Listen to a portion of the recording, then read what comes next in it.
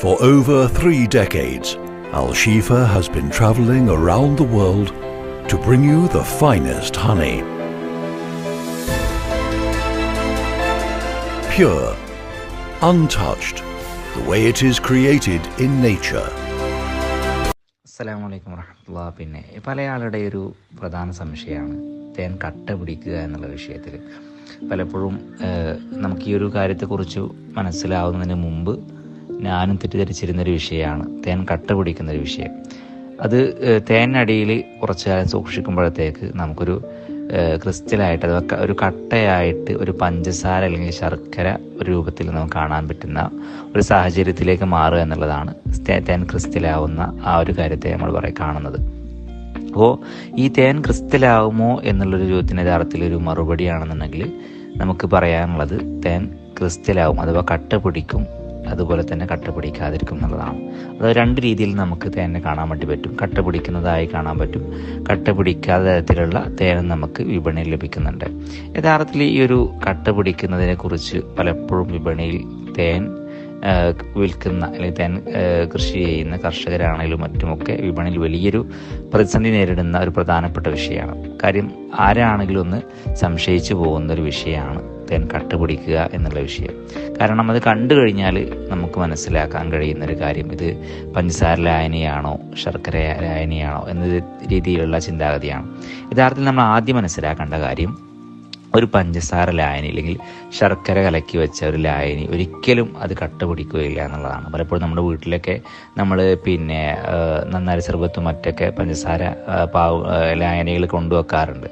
അപ്പോൾ അത്തരം സംഭവങ്ങൾ ഒരിക്കലും കട്ട പിടിക്കില്ല എന്നുള്ളതാണ് ആദ്യമായിട്ട് നമ്മൾ മനസ്സിലാക്കേണ്ട കാര്യം. പിന്നെ എന്തുകൊണ്ടാണ് ഈ ഒരു തേൻ കട്ട പിടിക്കുന്നത് എന്നുള്ളത് ഈ ഒരു വലിയൊരു സംശയം. അത് നമ്മൾ നിവാരണം ചെയ്യപ്പെടുമ്പോൾ അതിൻ്റെ പ്രധാനമായിട്ടുള്ള കാര്യമെന്ന് പറയുന്നത് വളരെ ചുരുങ്ങിയ ഒരു രീതിയിൽ പറയുകയാണെന്നുണ്ടെങ്കിൽ തേനകത്ത് അടങ്ങിയിരിക്കുന്ന 2 ഘടകങ്ങളാണ് അതിൻ്റെ പ്രധാനമായിട്ട് കാരണമായി മാറുന്നത്. അഥവാ ലാക്ടോസ് ഫ്രക്ടോസ് എന്ന് പറയുന്ന 2 ഘടകങ്ങൾ. ഈ 2 ഘടകങ്ങളുടെ ഏറ്റക്കുറച്ചിലിനനുസരിച്ച് തേൻ കട്ട പിടിക്കുകയും കട്ട പിടിക്കാതിരിക്കുകയും ചെയ്യുന്നു എന്നുള്ളതാണ്.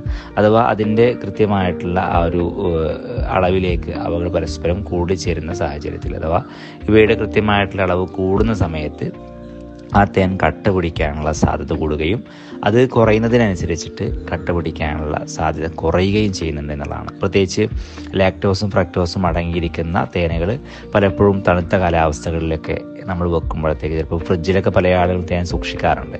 അപ്പോൾ അത്തരം സാഹചര്യത്തിലേക്ക് വരുന്ന സമയത്ത് പലപ്പോഴും തേൻ കട്ട പിടിക്കാനുള്ള സാധ്യത വളരെ കൂടുതലാണ്. എന്നാൽ ചില തേനുകൾ കട്ട പിടിക്കാതെയും നമുക്ക് കാണാൻ വേണ്ടി സാധിക്കും. അപ്പോൾ ഈ ഒരു ക്രിസ്റ്റലാവുന്നത് കൊണ്ട് തേൻ നല്ലതാണെന്നോ ഇല്ലെങ്കിൽ ഈ ഒരു ലാക്ടോസും ഫ്രക്ടോസും അടങ്ങാത്ത തേൻ വളരെ മോശമാണോ എന്നുള്ള അഭിപ്രായമല്ല. അഥവാ ഇവകൾ അടങ്ങിയിരിക്കുന്നത് കൊണ്ട് തേൻ കട്ട പിടിക്കുകയും ഇവയുടെ അനുപാതം സ്വാഭാവികമായും കുറയുന്നത് കൊണ്ട് തേൻ കട്ട പിടിക്കാതിരിക്കുകയും ചെയ്യാമെന്നുള്ളതാണ്. അപ്പോൾ ഈ ഒരു വിഷയമാണ് യഥാർത്ഥത്തിൽ തേൻ കട്ട പിടിക്കുന്നതിന് കാരണമായി മാറുന്നത്. അപ്പോൾ പലപ്പോഴും വിപണിയിൽ നേരിടുന്ന ഒരു പ്രധാന പ്രതിസന്ധി ആയതുകൊണ്ട് പ്രയാസമായതുകൊണ്ട് ഈ ഒരു വോയിസിൽ നമ്മൾ ചെയ്യുന്നതെന്ന് മാത്രമാണ്. യഥാർത്ഥത്തിൽ അതിൻ്റെ അടിസ്ഥാനപരമായിട്ടുള്ള കാരണം ഈ ഒരു ഈ 2 ലാക്ടോസ് ഫ്രക്ടോസ് എന്നിവയുടെ ആ ഒരു അനുപാതത്തിലുണ്ടാകുന്ന ഏറ്റക്കുറച്ചിലുകളാണ് ഇതിൻ്റെ പ്രധാനമായിട്ടുള്ള കാരണമായി മാറുന്നത് എന്നുള്ളതാണ്. അപ്പോൾ ഇതിൻ്റെ ഒരു വോയിസിന് തൊട്ട് താഴെയായിട്ട് ക്രിസ്റ്റലായിട്ടുള്ള ഒരു തേൻ്റെ ചില ഫോട്ടോസുകൾ ഞാൻ അയക്കുന്നുണ്ട്. അപ്പോൾ അതിനകത്ത് നമുക്ക് നോക്കിക്കഴിഞ്ഞാൽ കൃത്യമായിട്ട് അറിയാൻ വേണ്ടി സാധിക്കും. ചില തേനുകൾ നമ്മൾ എടുത്തു വെച്ച് കഴിഞ്ഞാൽ കൂടുതലധികം താഴ്ഭാഗത്തൊക്കെ കട്ട പിടിച്ചതായി കാണാൻ വേണ്ടി സാധിക്കും. ചില തേനുകൾ ചെറിയ രീതിയിൽ അതിൻ്റെ അല്പമായിട്ട് ചെറിയ പഞ്ചസാര കൽക്കണ്ട കഷ്ണങ്ങൾ പോലെ ചെറിയ രീതിയിലൊക്കെ തേൻ്റെ മുകളിലൊക്കെ പാട കെട്ടി നിൽക്കുന്നതൊക്കെ പലപ്പോഴും കൂടുതൽ സമയം നമ്മൾ എടുത്തു വെക്കുമ്പോഴത്തേക്ക് കാണാൻ വേണ്ടി സാധിക്കും. അപ്പോൾ അതിൻ്റെ അടിസ്ഥാനപരമായിട്ടുള്ള കാരണം ഇതാണെന്നുള്ളതാണ്. അപ്പോൾ പലപ്പോഴും നമുക്കിതൊക്കെ നെറ്റിലെ സെർച്ച് ചെയ്തതിന് കൃത്യമായിട്ട് അറിയാൻ വേണ്ടി സാധിക്കും. ചില കൂടുതൽ തണുപ്പുള്ള രാജ്യങ്ങളിലൊക്കെ നമുക്ക് ഈ ഒരു ക്രിസ്റ്റലൈസ്ഡ് ഹണി എന്ന് പറയുന്നിട്ട് വിപണിയിൽ നമുക്ക് ഈ ഒരു ക്രിസ്റ്റലായിട്ടുള്ള കട്ട പിടിച്ചിട്ടുള്ള തേൻ വാങ്ങിക്കാൻ വേണ്ടി ലഭിക്കുന്നത് എന്നുള്ളതാണ്. അപ്പോൾ ഈ ഒരു വിഷയത്തിൽ മറ്റൊരു കാര്യം എന്ന് പറഞ്ഞു കഴിഞ്ഞാൽ നമുക്ക് ഈ ഒരു തേൻ കട്ട പിടിച്ച് ആ ഒരു തേൻ കഴിക്കാൻ പറ്റുമോ എന്നുള്ളതാണ്.